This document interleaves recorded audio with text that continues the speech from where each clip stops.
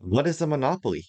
What are barriers to entry? In this video, I'm going to break down the four main types of competitive structures and give you some of the unique characteristics of each. So grab your pencil, grab your pen, and let's talk about competitive market structures. In the last video, I talked about competitive advantage and some of the things that businesses had to do in order to separate themselves from the competition. So now I'm going to talk about four main types of competitive market structures and how the competitive advantage tends to vary. So the four main types are perfect competition, monopolistic, oligopolies, and monopolies. So in this video, I'm going to break down the characteristics of each. So what I'm going to do is I'm going to start from the most competitive and then work my way up. So the first example is perfect competition. So if you think about a perfectly competitive market, you think about agriculture. That's the best example. Perfect competition is the most rare, and in reality, it's very hard to find because it's the most competitive and the products are identical. Now, think about a market where the products are identical. You're selling the exact same thing. So, in my last video, I talked about broccoli because broccoli, when you grow compared to your neighbor, is probably going to be similar, if not the same. There's also many buyers and many sellers. There's lots of different farms selling broccoli and lots of people that want to buy broccoli. The businesses are price takers because if the market price for broccoli is like, let's say, I don't know, $3 a pound, I can't sell my broccoli for $5 or $10 a pound because the products are so homogeneous. My broccoli is the same as my neighbor's broccoli, and it's the same as the other competitor's broccoli, that there's no pricing power. I cannot sell my broccoli. Doesn't matter what type of fertilizer I put in, what types of seeds. Broccoli is broccoli. So in these types of markets, it's so competitive because there's lots of buyers, lots of sellers. So everybody, all the sellers tend to sell at a market price. So really, the only way that you can be profitable is you are efficient. You focus on cost. How can I make, if the broccoli price is $5 a pound, or let's say a set price, let's say $3 a pound. Let's say the market price is $3 a pound. How do I make sure that I can sell it and I can make a profit? And how do I reorganize my operations so that it's efficient? If I reorganize my operations and it turns out that, you know what, I have to sell it at for at least $8 a pound in order for me to break even, then I probably might just leave the broccoli market. It's too competitive. Because the products are identical, the businesses can't really compete on branding and they can't really compete on features because broccoli is broccoli. It's very identical, very homogeneous. So the only real strategy is efficiency. How can I make broccoli for as cheap as possible with the least amount of resources? So agriculture is a common example. If you ever get asked, what's an example of perfect competition? Agriculture. Because wheat, corn, they are staple standard products and there's no real differentiation. Competitive advantage is only coming from producing at the lowest cost. The next is the most common type of competition. It's called monopolistic. This is where a lot of companies are going to operate within this specific category. In this market structure, lots of buyers, lots of sellers, and the products are similar, but there's a little bit of differentiation. So there's some control over price. In the perfect competition example, there is no power over pricing. If the market price is $3, whether it's $5, $3, that is the price. You cannot sell for more because you don't have any branding power. If you sell it for more, other competitors are going to sell it at the market price and undercut you. But with monopolistic competition, now you have the ability to price things because you focus on customer loyalty. So, a common example is a restaurant. It's relatively easy to start a restaurant. Not saying that it's like everybody should start a restaurant, but it's not difficult. You start a restaurant, you have some control over the price, and through branding, loyalty, and marketing, you're able to make profits because you can choose what price to set for your products. Restaurants, clothing brands, coffee shops. I mean, coffee is coffee and a t shirt is a t shirt. But all of a sudden, you put like AX or Chanel, and all of a sudden, then now you have pricing power because customers choose you because they like your branding. And even though the products are similar, you stand out through your quality, customer service, maybe you have lots of locations, marketing. So there are other factors that play into the competitive advantage. So it's not just about price. Do you ever see YSL or Hermes sell a t-shirt for as cheap as possible? That's not the strategy, but maybe that's Walmart's. So they are more of a prestige premium brand, so they sell a higher price, but they're able to do that because they have extensive marketing, branding, and exclusiveness so that they can sell their products at that price. So it makes sense for the target market. So in this case, the competitive advantage comes from differentiation. And it's not just about price, it's about other factors too: quality, customer service. I go to Walmart and buy a t shirt, it comes in a bag. It's pretty straightforward. Whereas if I go to like Holt Renfrew or a nice place and buy a t shirt, I'm probably going to get sparkling water, great service, because I'm paying for that through the experience. And they supplement, they make sure that I have that good experience and that the price I pay is worth the product and the experience. So that is their competitive advantage and how they differentiate from the competition. So we've broken down the two kind of big ones. We have perfect competition, standard product, lots of buyers and sellers, easy to come and go, agriculture. We have monopolistic, which is your everyday companies like your restaurants, clothing, and they differentiate through their products, and not just pricing, but other factors. And now we have oligopolies. Now, in Canada, the competitive structure tends to be dominated in certain industries by a few large companies. A common example is telecom, grocery stores, because a few large companies control the entire supply chain, which means that they have something called barriers to entry. If I want to start my own cell phone company and service, I can't. One, it would cost too much. And two, I can't really break into the market because I don't have enough resources, not just in labor, but capital to really establish telephone poles or, you know, build those factories and buildings to expand across Canada. A key feature of oligopoly is that there's only a small number of competitors and there's very high barriers to entry.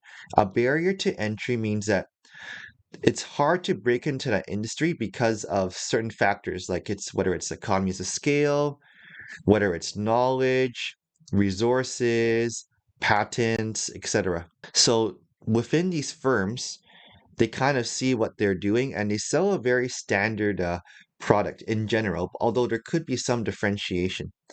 In oligopolies, the business's decisions are highly affected by one another's choices.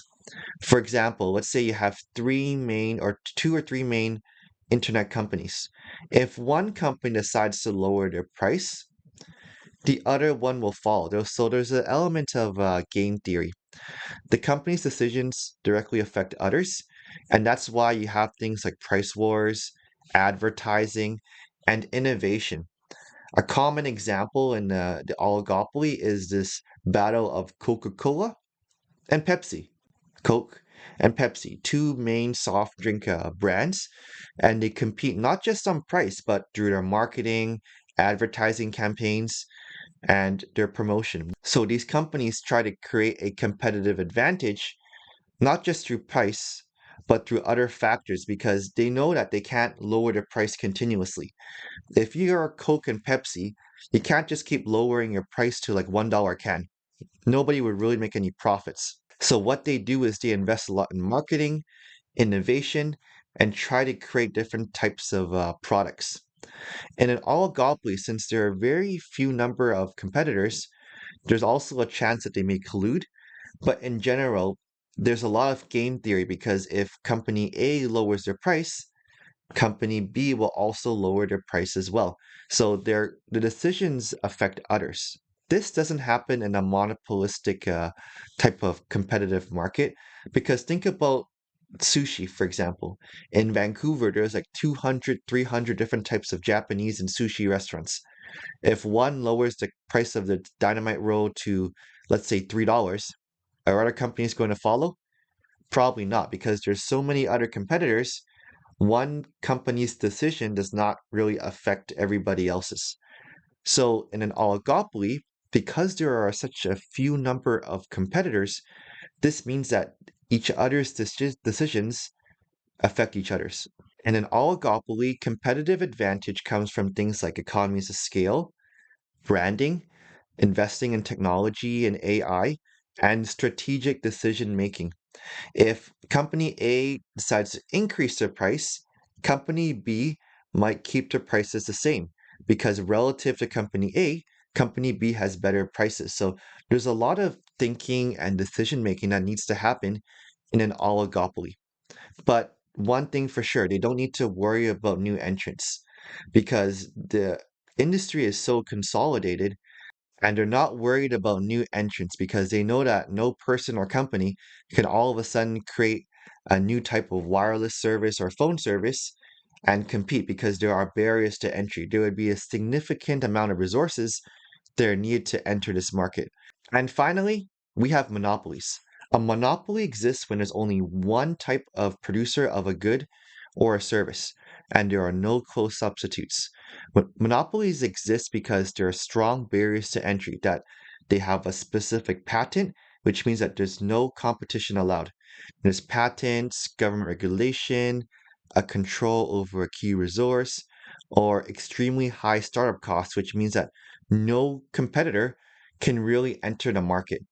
An example is De Beers and their diamonds, because they at one point had control over like 80 to 90% of the world's diamond resources. So they have immense pricing power because they have control over the market. Because there's no competition, monopolies don't really compete on price. They can charge whatever they want and not have to worry about competitors. Monopolies in general tend to be illegal because they don't really operate with incentives to lower prices or provide exceptional products or services for customers. The exception is if it's government owned. For example, a common example is a utility company like electricity, water providers, or even bus companies, because you don't want duplication of services. Imagine if there were five different bus companies running along the street at one time. The whole street would be clogged with buses.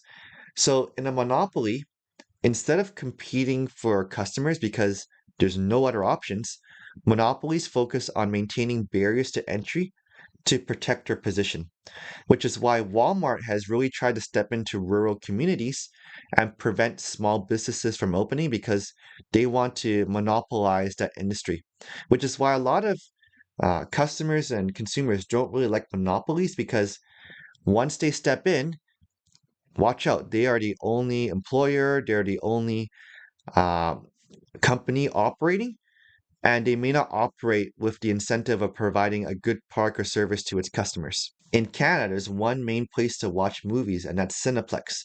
They don't really have a lot of competition. So, this is why a lot of customers were mad because apparently, if you book online for a movie ticket, you have to pay $1.50 for each ticket.